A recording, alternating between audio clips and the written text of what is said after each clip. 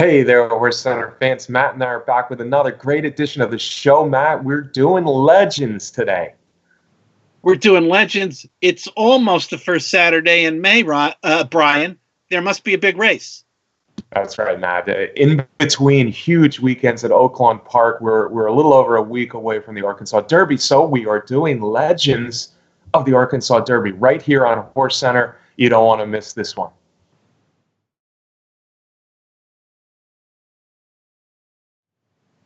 Welcome to another edition of HorseCenter, everyone. I am Brian Zipsy, and as always, I have the outstanding pleasure of being joined by my co-host to the East Coast. That's Matt Schiffman. How are you today, Matt? I am good, Brian. We are going back to Oaklawn Park because it's the place to be in May in 2020. Well, Matt, we both had to put our glasses on for this one because we are diving deep into the history books. Well, not so deep, but anyway, we are talking about the greats of the greats, the Arkansas Derby. The legends of the Arkansas Derby, Matt, they have a rich history, especially in the last 30 or 40 years. And Matt and I are going to run down our 5 legends of the Arkansas Derby. But before that, we're going to run down a wonderful honor roll. Matt, are you ready? I am ready. It's quite a list of impressive winners that have won the signature race at Oaklawn Park. Oh, absolutely. And how about we go ladies first, Matt? The daughter of Alidar, her name was Althea, Matt. Now, Althea was a 2-year-old filly champion who raced against the boys a bunch as a 2-year-old, but she did something special when she got to Oaklawn Park. Yeah, she sure did. This was in 1984, in the heyday of the coach, D. Wayne Lucas, when he didn't back down from anybody or anything. And as you said, had already run against the boys a bunch of times, but she let loose with a track record performance in the Arkansas Derby. Yeah, 146 and 4/5, Matt. That record still stands. In her wake was Gate Dancer, that excellent hooded horse. Althea she only ran twice more. She was favored in the Kentucky Derby, quit badly, but her Arkansas Derby was a shining moment. Another big Arkansas Derby, Matt, came from Bodemeister, the son of Empire Maker, trained by you-know-who. You know who? Mr. B, Mr. Bob Baffert in 2012. We know Bodemeister probably from his second place performances, those battles that he lost in the Derby and the Preakness, but maybe the Arkansas Derby was his greatest victory. Absolutely, it was his greatest victory, and one of the most regrettable horses that never really got to run much in his career, Matt. I think he only had 6 lifetime races. His Arkansas Derby was huge, and mid-stretch in the Kentucky Derby, and maybe even later than mid-stretch in the Preakness, he looked like a winner, but it was not to be, and he never raced after the Preakness. Another horse where you have to say he was a champion, but you have to say what could have been for Classic Empire, Matt. Son of Pioneer of the Nile, he was the 2-year-old champion before winning the Arkansas Derby. Oh, what could have been for Classic Empire could have been for yours truly, Brian, in 2017, the Mark Casse trainer, when he had the lead down the stretch for the Preakness and then lost at the wire by a head that cost me a huge pick 5 from my friend Classic Empire. Sorry to hear that, Matt. Sorry to bring up bad memories, but Classic Empire was an outstanding horse. He was a unanimous 2-year-old champion, even though we probably saw the hoof problem in the Hopeful when he dumped his rider in the Hopeful. Still, he was an easy winner of the 2-year-old champion. He had those problems in his 3-year-old year, but he was ready for the Arkansas Derby. He won that, very unlucky 4th in the Preakness, and then he went after Always Dreaming early in the Kentucky Derby, an unlucky 4th, and then he went after Always Dreaming early in the Preakness, and it probably cost him the race late to Cloud Computing, just missed. And of course, Classic Empire 2 would never run again. How about Concern, Matt? You know, Concern was a winner of 7 of 30 lifetime. He didn't win often, but he picked some good races to win. He sure did, and that was where particularly his 3-year-old year was in 1994. Not only did he win that Arkansas Derby, but he went on as a 3-year-old to win the Breeders' Cup Classic. Yeah, and he was unusual. After winning the Arkansas Derby, he actually skipped the Kentucky Derby because he was Maryland, all Maryland connections, Dickie Small and Robert Myeroff. So he ran in the Preakness, he ran third. I tell you, even though he won the Breeders' Cup Classic and I was there, the thing I remember most about Concern, Matt, is that Travers. And he never could get by Holy Ball. Holy Ball ran one of the bravest races ever to beat him in the Travers. But Concern, that was a wonderful edition of the Travers. Now, we're going to go back a little farther for the next horse on our honor roll. Elocutionist. What do you remember about Elocutionist? 1976, Brian. And I remember that was in the golden era. We were between Secretariat and Seattle Slew and Affirmed and others in that era. But he got that win in the Arkansas Derby.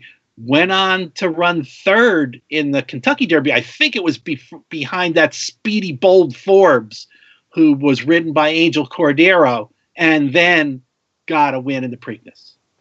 Yeah, and Elocutionist will be remembered for the horse that won the Triple Crown race that Bold Forbes didn't win, because Bold Forbes won the Derby and the Belmont. But Elocutionist was a heck of a nice horse. He won 9 out of 12 lifetime. He actually never ran again after that Preakness, I believe. But the Preakness he won easy after Honest Pleasure. Jolly said, I'm not going to let Bold Forbes get away like he did in the Derby. Honest Pleasure went with Bold Forbes. Elocutionist just rolled by. Won the Preakness easy. He also sired a really nice winner of the Arkansas Derby in Demons Be Gone. Matt, the next horse on the list is from a similar era. It's Golden Act, a Cal-bred son of Gummo.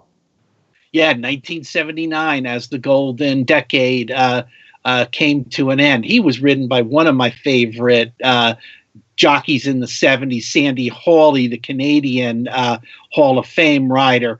And he went, Golden Act, that is, went from the Kentucky Derby to run 3 very good races in the Triple Crown. Yeah, Golden Act, he was never better than Flying Pacer in California early in his career, and he never got a lot of respect. He won both Louisiana Derby and the Arkansas Derby, still a long shot when he got to Kentucky. But, of course, he was third in the Kentucky Derby, second in the Preakness, second in the Belmont, splitting Coastal with Spectacular Bit in third. And you know what else I remember about Golden Act? He became a really good turf horse that fall, winning races like the Secretariat, the Lawrence Realization, and the Canadian International. So Golden Act did it both on dirt and turf. Lawyer Ron, Matt, he was an interesting one. He really got off to a slow start in his career. He won his first stakes race at a place called Evangeline Downs. Yeah, he did. He was one of those horses that was a little bit more of a late bloomer, needed some time to develop.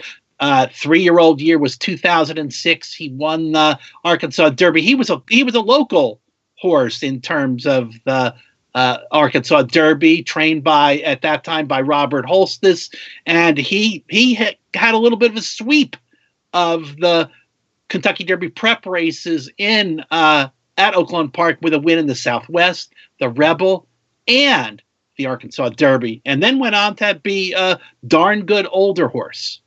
Absolutely. Bob Holtis trained him early. Todd Pletcher trained him later, and he became a champion later. But he put together quite a streak, culminating with the Arkansas Derby. Didn't get it done in the Kentucky Derby. I saw his return race in all places at Fairmount Park when he won the St. Louis Derby way back when. And as a 4-year-old, he just blitzed Saratoga that summer, if you remember, Matt. His wins in the Whitney and Woodward were just super duper, and that propelled him to an older male championship. Speaking of great older males, we have to talk about No Double. We're going way back for No Double, and he was an Arkansas bred. Matt, won the Arkansas Derby. Yeah, way back 1968, Brian. I don't even know if you were born back then. But yeah, this was a horse. He was really versatile, won a lot of big races on both coasts, and was a 2-time champion as the older male.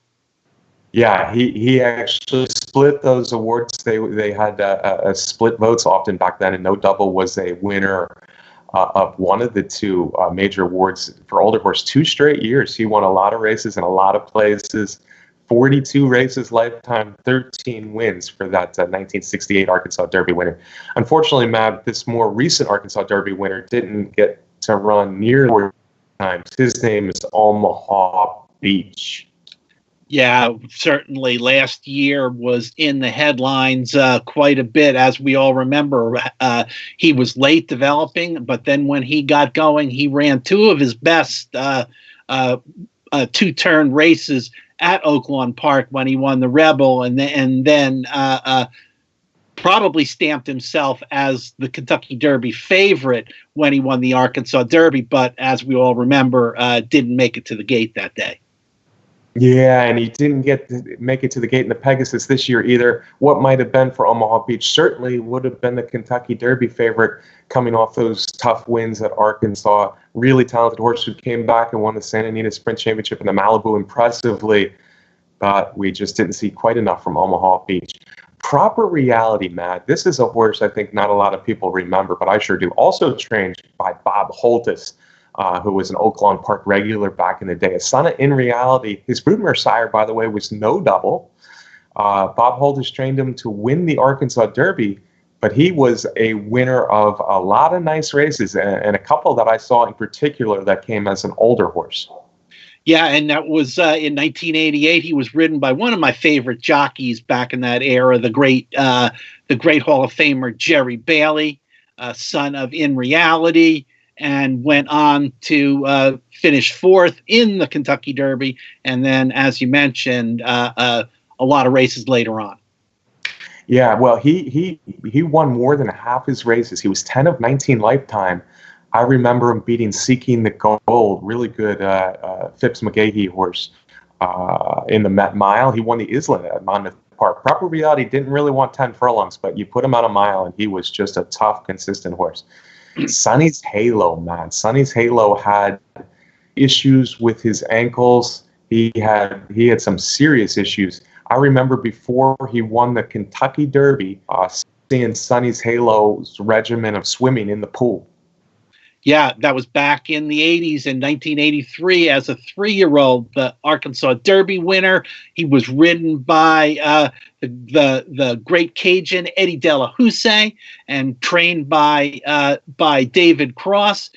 Went on to win the Kentucky Derby, and at that time became only the second Canadian bred to do so. Yeah, he had a full year as a 2-year-old, 7 wins as a 2-year-old, but too many issues with his ankles. But when he was on, he was really on. David Cross got him ready to win the Rebel, the Arkansas Derby, and the Kentucky Derby. Those injuries persisted. He still raced quite a bit. He never raced past his 3-year-old year, but I remember he won the Super Derby by about 12 lengths that year, Matt. Speaking of another Super Derby winner, how about Temperance Hill? Son of Stop the Music, trained by Joe Canty, had quite a year back in 1980. Yeah, sure did. And this was another one of those horses that had a little bit of an Arkansas flavor, running for Lob Lolly stable. I always liked the name of that stable, and trained by Joe Canty. He went on to have quite a campaign as a 3-year-old. As the distances got longer, he got better, winning the Belmont, the Travers, and the Jockey Club Gold Cup. Yeah, absolutely. He ran 17 times at 3, and he had a lot of losses in there, but he did have 9 wins, including the Rebel and the Arkansas Derby. And as you mentioned, all those big races in New York that got him a 3-year-old championship. He famously ran a big race in the Belmont to beat the filly, Genuine Risk. Matt, that's our honor roll. That's just our honor roll, folks. We got to get to the legends. Now we're getting to the legends. I guess the name of the show is The Legends of the Arkansas Derby, Matt. Let's start with, we're doing these horses. I don't know if you've noticed, folks, but we're doing these horses in alphabetical order. We're going to keep that going for our legends. So we'll start with a Fleet Alex, the son of Northern, a Fleet, trained by Tim Ritchie. What a horse he was, man.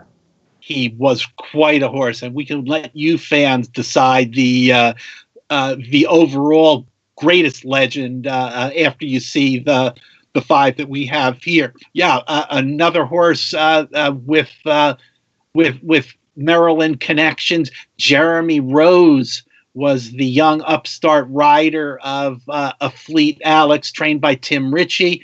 owned by Cash's King Stable. Boy, I don't know, Brian. This is one I thought this guy should have been a Triple Crown winner.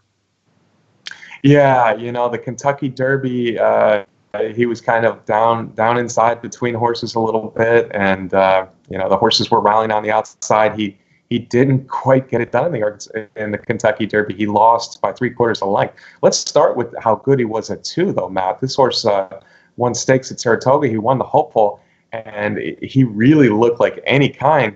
Then he ran good races, but he was, I believe he finished second in both the Champagne and the Breeders' Cup Juvenile. And I guess he lost out on the 2-year-old championship that year to the Breeders' Cup winner, but he was as good as any 2-year-old in the country that year. And I thought, as dominant as he was winning those races by big lengths and then dominating Saratoga, that well, maybe he's better sprinting than going a distance. And as his 3-year-old year unfolded, he started with that big win at 6 furlongs at Oaklawn, and then he had this serious breathing issue in his next race and finished off the board. But then he continued to run longer distances, and they were all big performances. Even the Kentucky Derby where he lost. Fleet Alex, 2 things. Yeah, he easily could have been a Triple Crown winner, but how good might he have been if he continued to race after the Belmont? Yeah, that's for sure. And he certainly, I guess, is most famous for his performance in the Preakness when he was sitting, I think, about, stalking the leaders and coming around the final turn. He was making a big, strong move as they were about to straighten out down the stretch. And Scrappy T, who was on the lead, suddenly bore out and clipped heels, his rear heels with Fleet Alex's front feet. And Fleet Alex, God, was so close, down on his knees at a full run. And somehow jockey Jeremy Rose stayed on the horse, and Fleet Alex was immediately back up on his feet and went on to win the race, going away. Yeah. Talk about the athleticism. The Preakness is one of the most famous races, I think, of this, at least Triple Crown races of this century. Fleet Alex actually came from pretty far back, and Scrappy T was stalking the leaders, and Scrappy T made a nice, sharp move to take the lead just about as they were straightening out. But there was just a shot coming up the rail and then switching to the outside. I mean, it was one of the quickest moves I remember in Triple Crown history, the way Fleet Alex just made up, I don't know, 8 lengths on the turn, or would seem to be even less than the turn. I mean, he was so quick to get up onto Scrappy T. And frankly, it looked like he could win by 15 lengths. And then how did Jeremy Rose stay on? How did this horse stay up? And then he just leveled off down the stretch. Scrappy T fought him for a little bit. I think Fleet Alex was still maybe a tiny bit shook up by what had happened, but he was just drawing away at the end. And what a win. And then the Belmont, Matt. The Belmont was just pure domination.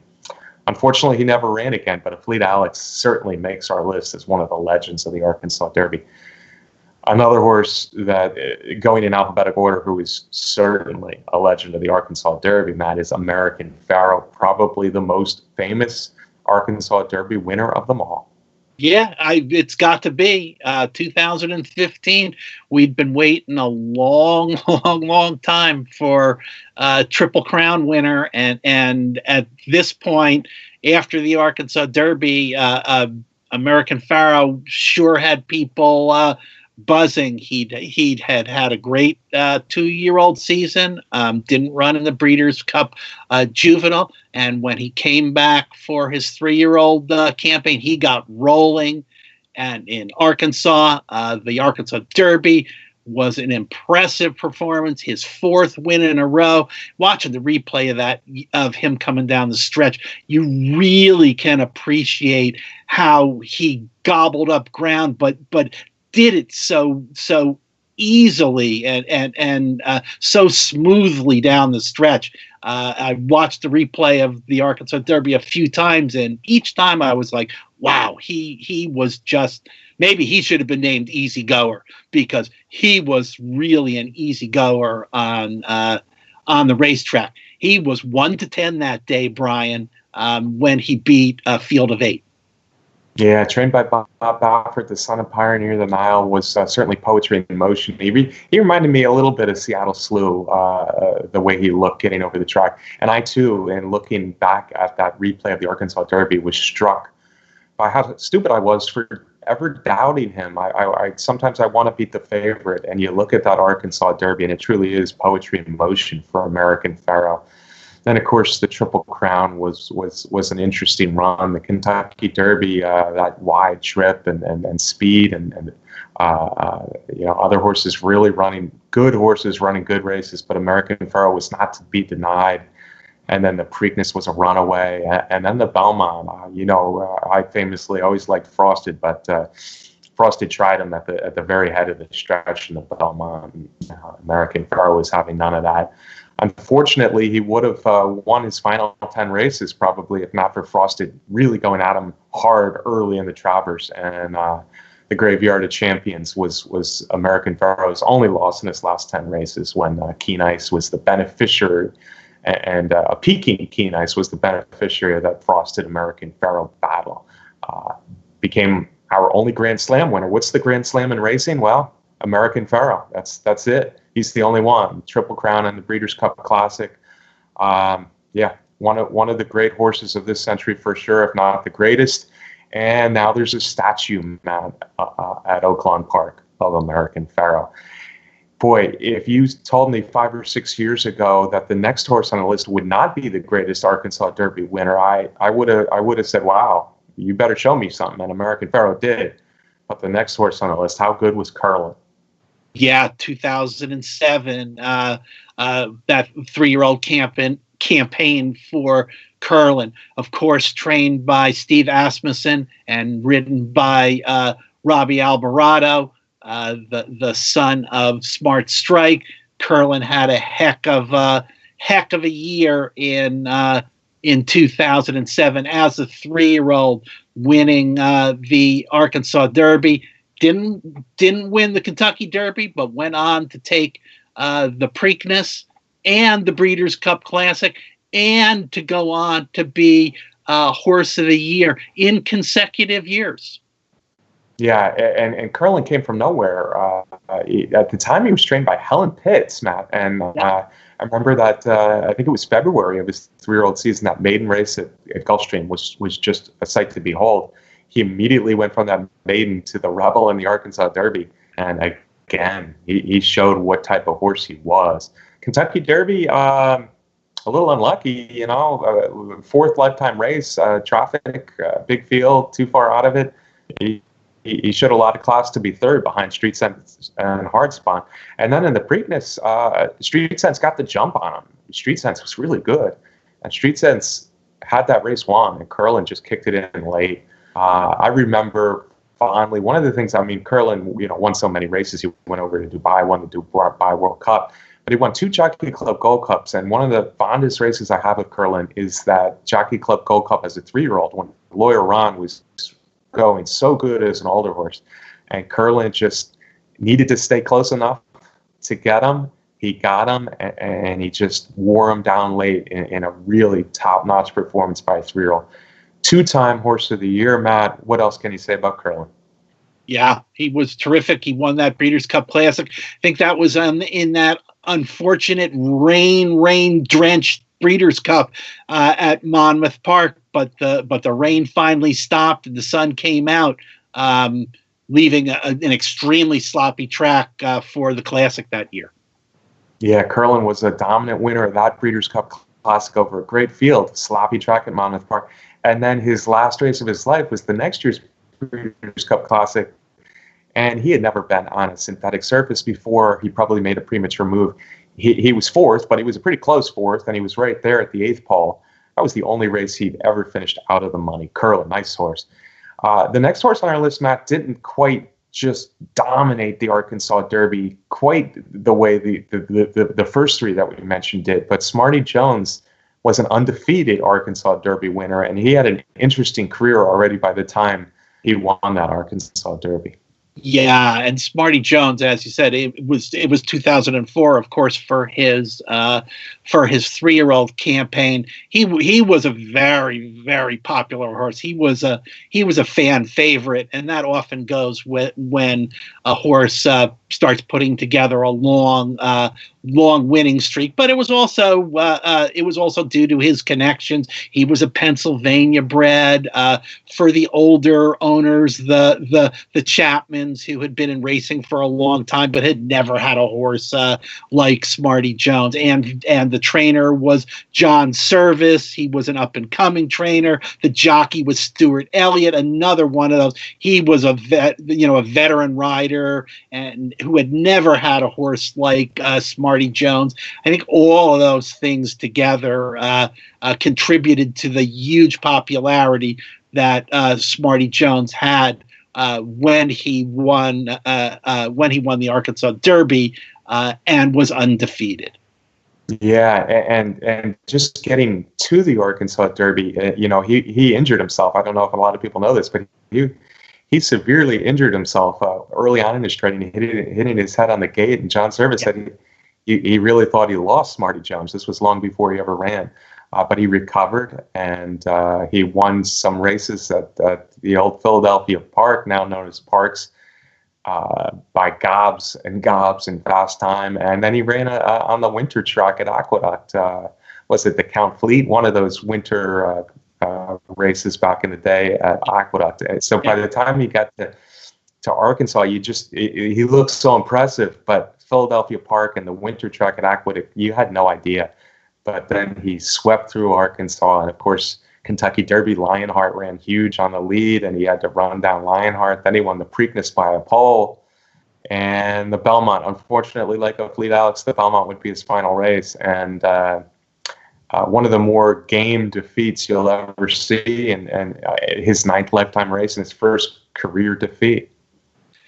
Yeah, and that was certainly one of Tom Durkin's great race calls. You could feel Tom Durkin, like everybody in the stands at Belmont Park, kind of urging Smarty Jones on because the pace had been so hot, and you could feel from the race call that it wasn't going to happen. When Smarty Jones got run down at the end, it was like dead quiet at Belmont Park. Yeah, Birdstone won some other big races besides that Belmont. He was no bomb, but Smarty Jones, a horse who really wasn't bred to go a distance, almost went the distance and became an undefeated Triple Crown winner. But the last 100 yards in Birdstone and that fast pace Matt talked about finally got to him. That was perhaps one of the most deflating results that I've ever seen on the racetrack. But another was turned in the same kind of race. Real Quiet. Real Quiet wasn't as popular as Smarty Jones by any stretch, but Real Quiet came so close to winning the Triple Crown. And if not for a really, really strong horse, an Arkansas Derby winner named Victory Gallop, Real Quiet would have been a Triple Crown winner. Of course, there's so much more to Victory Gallop, though, than just his Belmont win, Matt. Yes, of course, we're talking about that Triple Crown campaign in 1998. Real Quiet, trained by Bob Baffert, one of a few close calls for the Triple Crown for Baffert before he got it done with American Pharaoh. Victory Gallop, trained by Elliott Walden, was a Canadian bred. He would continue after that Belmont win to have a really good career, and the following year he was a champion. Yeah, Victory Gallop was nice all the way along, and I don't think he ever got the credit. He was kind of a slightly late developing 2-year-old. I remember him missing in the Laurel Futurity as a 2-year-old back when that was a different race than it is now. But the Son of Crypto Clearance had very little speed, and like horses like Alidar before him, Victory Gallop just came running every time. Won the Rebel, and he won the Arkansas Derby, like many on this list. And then he went to the Kentucky Derby, still pretty lightly raced and still a little bit of an unknown quantity. But he ran big in the Kentucky Derby. He was last early in that Kentucky Derby, Matt, and he came flying at real quiet.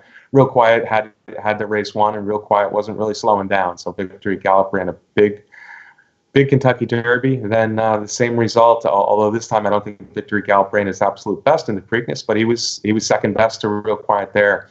And then the Belmont, of course, Matt. If not for Real Quiet's bearing out in the stretch, it might have been a little bit more like Birdstone. It might have been a little bit easier for Victory Gallop. But Real Quiet was bearing out, and Real Quiet was fighting him. But the rally of Victory Gallop that day was irresistible. Yes, it certainly was. Yeah, and then at 4, I remember, there was the battles with Coronado's Quest, too, as a 3-year-old. Coronado's Quest was a game horse who really could have done big things if not all his head problems. But he battled Victory Gallop to 2 photo finishes in the Haskell and the Travers. But Victory Gallop, I remember the Stephen Foster, where he just came from far back and rolled as a 4-year-old. And then the Whitney, where Barron's was the hot New York horse, and Barron's was really good at that time. And that Whitney, Matt, I don't know if you remember, but Victory Gallop just getting by Barron's late was a classic edition of the Whitney. Yes. And that was the race. I think those races, the Foster and the Whitney, kind of clinched a championship for Victory Gallop, the last horse on our legends. 5 legends for you: Fleet Alex, American Pharaoh, Curlin, Smarty Jones, and Victory Gallop. We gave you that honor roll, Matt. We didn't even mention some great winners of the Arkansas Derby. There were so many, folks, so don't get mad at us. Pine Bluff won the Preakness, and Creator won the Belmont. Demons Be Gone, that son of Elocutionist, was the favorite in one of the stronger editions of the Derby of our lifetime, 1987. Tex Prospect was a terrific horse who won the Preakness. Olympio, trained by Ron McAnally, won a lot of races over the years. He was a Preakness winner. Then, of course, more recently, we had the ill-fated Magnum Moon. We never got to know how good Magnum Moon might have been, but he was another excellent Arkansas Derby winner. Folks, we hope you enjoyed the show. It was certainly fun for Matt and I to look back, to reminisce, and talk about these great horses that have won the Arkansas Derby over the years. We hope you enjoyed the show. Matt, a little bit different show for us this week, but do you still have a parting shot for us? I certainly do, Brian. And the this show certainly points out the tremendous fields that the Arkansas Derby has had over the years. And it looks like this year's Arkansas Derby, which is coming up next weekend, the weekend, a week from Saturday, is likely to have a very strong field also. Our show next week will preview the Arkansas Derby, so stay with us, please. And, of course, I want to thank our producer, Brett Workman, for putting together the show. Yeah, the Arkansas Derby, Matt, it wasn't one of my favorite Kentucky Derby preps early on. It kind of played second fiddle to New York and Kentucky and California and Florida, but not anymore. The Arkansas Derby is that big a race. This year it's kind of extra special with what we're going through with the pandemic, but the Arkansas Derby maybe has become my favorite of all the Kentucky Derby preps. So we love doing it for you, folks. We hope you enjoyed watching today. Thank you as always for watching. We appreciate it. If you haven't yet subscribed to our YouTube channel here at Horse Racing Nation, go ahead and hit that little red button. Thanks to our sponsor, the best contest site out there, Derby Wars. Folks, we'll be back next week with that big preview show Matt talked about. We'll see you.